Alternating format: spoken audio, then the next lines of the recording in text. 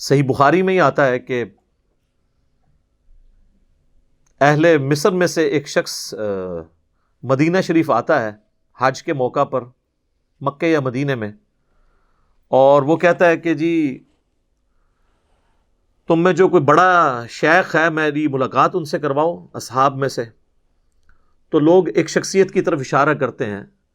عبداللہ بن عمر کی طرف۔ تو وہ عبداللہ بن عمر سے کہتا ہے کہ حضرت مجھے یہ بتائیے، یہ صحیح بخاری میں 2-3 جگہ پہ یہ حدیث موجود ہے، سورہ آل عمران کی تفسیر میں بھی لے کے آئے ہیں امام بخاری، غزوہ احد والے چیپٹر میں بھی لے کے آئے ہیں، حضرت عثمان غنی کے فضائل والے چیپٹر میں بھی لے کے آئے ہیں۔ تو صحیح بخاری کے الفاظ ہیں کہ عبداللہ بن عمر سے وہ شخص کہتا ہے کہ حضرت یہ بتائیں کہ کیا غزوہ احد کے دن حضرت عثمان جو ہے وہ میدان جنگ چھوڑ کر بھاگ گئے تھے؟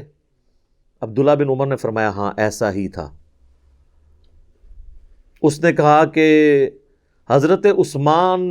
غزوہ بدر میں بھی موجود نہیں تھے؟ تو عبداللہ بن عمر نے فرمایا ہاں ایسا ہی تھا۔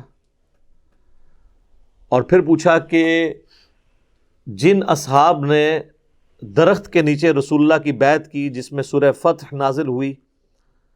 اصحاب شجرہ جن کے بارے میں صحیح مسلم میں حدیث ہے کہ مجھے اللہ سے امید ہے جنہوں نے درخت کے نیچے میری بیعت کی جہنم کی آگ انہیں نہیں چھوئے گی، تو حضرت عثمان جو ہیں وہ اصحاب شجرہ میں بھی شامل نہیں تھے، وہاں پر بھی موجود نہیں تھے، تو نبی صلی اللہ علیہ وآلہ وسلم کی بیعت سے وہ محروم رہے۔ تو عبداللہ بن عمر نے فرمایا ہاں حضرت عثمان وہاں پہ بھی موجود نہیں تھے۔ بس یہ 3 باتیں اس نے سنی تو اس نے نعرہ لگایا اللہ اکبر۔ چونکہ وہ اہل مصر میں سے تھا اور اہل مصر حضرت عثمان کی پالیسیز کی وجہ سے نالاں تو تھے ہی، اب ان کو علمی دلیل بھی مل گئی ناراض ہونے کی۔ تو وہ جب پیٹ پھیر کے وہاں سے جانے لگا تو عبداللہ بن عمر نے اس کو کہا کہ رک جا، پہلے میرے کو پھکی تو لے جا، تو میرا بھی جواب سن لے نا۔ وہ عربی کے الفاظ ایسے ہی، اس کا مطلب یہ ہے یہ پھکی لے جا اور یہ جا کے مصر والوں کو دے دینا میری طرف سے، ان 3 باتوں کے جواب میں۔ پھر انہوں نے کہا کہ رہا مسئلہ اس بات کا جو تم نے پوچھا کہ احد کے دن حضرت عثمان بھاگ گئے تھے میدان جنگ سے، تو قرآن حکیم میں اللہ نے ان کی یہ غلطی معاف کر دی ہے۔ اور پھر انہوں نے سورہ آل عمران کی آیت نمبر جو 152 میں آیا نا وَلَقَدْ عَفَا عَنْكُمْ، بے شک اللہ تمہیں معاف کر چکا، ایک یہ آگے چل کے پھر ایک اور آیت آئے گی اسی کانٹیکسٹ کے اندر، وہ آیت بھی انہوں نے تلاوت کی، اور انہوں نے کہا کہ چونکہ اللہ تعالیٰ نے اب معاف کر دیا ہے لہٰذا اب تمہیں اس معاملے میں کوئی ہرزہ سرائی کرنے کی ضرورت نہیں ہے۔ یہ آیت بھی میں آپ کو بتا دیتا ہوں، ہاں آیت نمبر ہے 155 وَلَقَدْ عَفَا اللَّهُ عَنْهُمْ، بے شک اللہ تعالیٰ معاف کر چکا ہے انہیں۔ جتنے لوگ تھے، وہ صرف حضرت عثمان کو سنگل آؤٹ کرنا غلط ہے، اور لوگ بھی تھے۔ تو چونکہ یہ تو ہوگی معافی، پھر انہوں نے کہا تو نے بدر کے بارے میں پوچھا کہ بدر میں حضرت عثمان شامل نہیں تھے، تو اس کی وجہ یہ تھی کہ وہ نبی صلی اللہ علیہ وآلہ وسلم کی اجازت کی وجہ سے شامل نہیں ہوئے تھے، کیونکہ نبی صلی اللہ علیہ وآلہ وسلم کی جو بیٹی تھی سیدہ رقیہ سلام اللہ علیہا، وہ حضرت عثمان کے عقد میں تھیں اور وہ اس وقت سخت بیمار تھیں،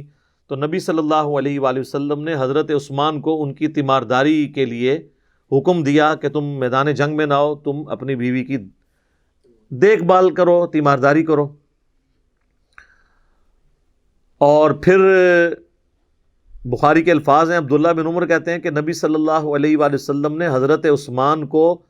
باوجود اس کے کہ وہ غزوہ بدر میں شامل نہیں تھے بدری اصحاب میں شمار کیا، حتیٰ کہ جب مال غنیمت بانٹنے کی باری آئی تو حضرت عثمان کو بھی مال غنیمت میں سے حصہ دیا، حالانکہ وہ جنگ میں نہیں تھے، تاکہ یہ چیز انشور ہو جائے کہ وہ بدری اصحاب میں سے۔ ظاہر ہے صحابہ بدر کی تو ایک فضیلت ہے، تو حتیٰ کہ صحیح بخاری میں آتا ہے کہ حضرت جبرائیل حضور کے پاس آئے، انہوں نے کہا یا رسول اللہ آپ کے اصحاب میں جو فضیلت ہے وہ کس اعتبار سے ہے؟ تو انہوں نے کہا کہ سب زیادہ فضیلت ہے اصحاب بدر کی، اس کے بعد اصحاب احد کی۔ تو جبرائیل کہنے لگے یا رسول اللہ ہم فرشتوں میں بھی سب سے افضل فرشتے وہ ہیں جو بدر میں آپ کے ساتھ شامل ہوئے ہیں، اور اس کے بعد وہ جو احد میں شامل ہوئے ہیں۔ صلاۃ بر محمد وآل محمد، اللہم صلی علی محمد وعلی آل محمد۔ یعنی حضور کی نسبت ہے. الحمدللہ. تو انہوں نے کہا کہ عبداللہ بن عمر نے اس کے جواب میں کہا کہ بھئی وہ تو بدری اصحاب میں شامل ہیں. رہا تیسرا مسئلہ ہے جو تم نے کہا کہ صلح حدیبیہ کے موقع پر اصحاب شجرہ میں وہ شامل نہیں تھے، تو واللہ اس دن عثمان سے زیادہ معزز شخص ہی کوئی نہیں تھا، کیونکہ حضور علیہ السلام نے انہیں اپنا سفیر بنا کے اہل مکہ کی طرف بھیجا تھا. اور جب عثمان رضی اللہ تعالیٰ عنہ کی قتل کی افواہ مشہور ہو گئی تو حضور نے جو موت پہ بیعت لی تھی عثمان کے لیے تو لی تھی، وہ سب سے زیادہ معزز تھا اس دن، اور حضرت عثمان وہاں پہ موجود نہیں تھے، تو حضور نے اپنا دایاں ہاتھ بلند کر کے کہا کہ یہ عثمان کا ہاتھ ہے، اور اپنے بائیں ہاتھ پہ مارتے ہوئے کہا کہ میں اس کی بیعت بھی لیتا ہوں. اچھا آپ دیکھیں حضور نے ساتھ ساتھ وہ ایشوز سارے کل کیے ہیں جس کی وجہ سے کوئی بعد میں تان کر سکتا تھا. اصحاب بدر میں شمار کیا تو مال غنیمت میں بھی حصہ دیا تاکہ وہم نکل جائے. یہاں پر بھی اصحاب شجرہ میں وہ شامل نہیں تھے، لیکن یہ چیز لوگ بھول گئے کہ اصحاب شجرہ کی جو بیعت موت پہ ہوئی تھی وہ حضرت عثمان کے قتل کے بدلے کے لیے ہوئی تھی. جس شخص کے قتل کے بدلے کے لیے بیعت لی جا رہی ہوتی ہے تو وہ تو سب سے زیادہ معزز ہوتا ہے، کیونکہ بیعت اس کی وجہ سے ہو رہی ہے. پھر بھی حضور نے کیا کہا کہ عثمان موجود نہیں ہے، یہ ہاتھ عثمان کا ہاتھ ہے اور میں اس کی بیعت لیتا ہوں. تو حضور نے اپنے ہاتھ کو حضرت عثمان کا ہاتھ قرار دے کے ان کی بیعت لی. یہ تینوں فضائل حضرت عثمان کے بیان کر کے ان تینوں اعتراضات کے جواب میں حضرت عبداللہ بن عمر نے اس مصری شخص سے کہا کہ جانا اور اہل مصر کو یہ بھی ساتھ دے دینا، یعنی یہ پھکی ہوئی لہجہ جدا کوئی علمی آزما خراب ہوئے تو انہوں پھکی ہوئی دیں کہ اگر وہ حضرت عثمان کے اوپر کوئی تان کرے.